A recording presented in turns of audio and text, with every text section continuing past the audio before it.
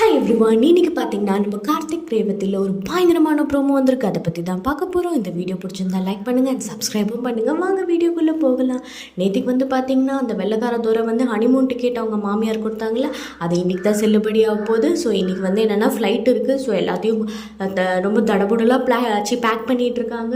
அந்த பக்கம் பார்த்தீங்கன்னா ரேவதியோட சிஸ்டர்ஸ்லாம் கேட்குறாங்க, இந்த மாதிரி இது போதுமா உனக்கு ஒரு வாரத்துக்கு துணி அப்படி இப்படிலாம் கேட்டுட்ருக்காங்க. உடனே நானே கடுப்பில் இருக்கேன், நீங்களாம் என்ன இப்படி பேசுகிறீங்க அப்படின்னு ரேவதி கோச்சிக்கிறாங்க.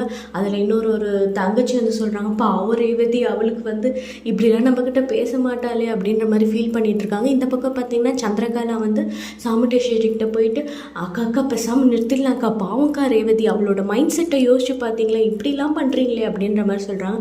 எனக்கு எல்லாமே தெரியும், நீ சும்மாரு அப்படின்ற மாதிரி அவங்க டைலாக் சொல்லி அமைச்சிடுறாங்க. இந்த பக்கம் ராஜா ஒரு பக்கம் சோகமாக இருந்தாலும் ஐயோ என்ன நடக்க போகுது அப்படின்ற போது மயிலும் அப்புறமா அவங்க மாமாவும் அவரை உத்வேகப்படுத்திட்டு இருக்காங்க.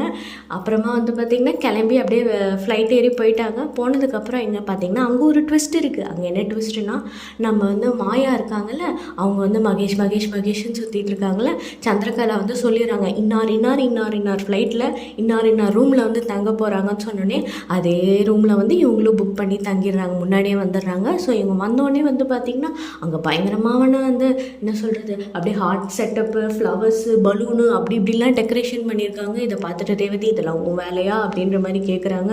உடனே கார்த்தி சொல்கிறாரு, இதே தான் நீ சொல்லிட்டு இருப்பியா, சத்தியமாக எனக்கு தெரியாது, ஒருவேளை இந்த பேக்கேஜில் அது வந்திருக்கும் அப்படின்ற மாதிரி சொல்லிடுறாங்க.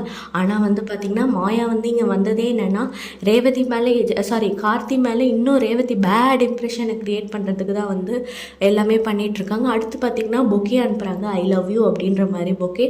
ஸோ அதையுமே மாயா தான் செட் பண்ணி அனுப்புகிறாங்க. அந்த இவர் பேரர் கொடுத்தோடனே பார்த்திங்கன்னா, இந்தாங்க மேடம் உங்களுக்காக கொடுக்க சொன்னார் சாருன்னொடனே அவங்களுக்கு ரேவதிக்கு இன்னும் கடுப்பாயிடுது.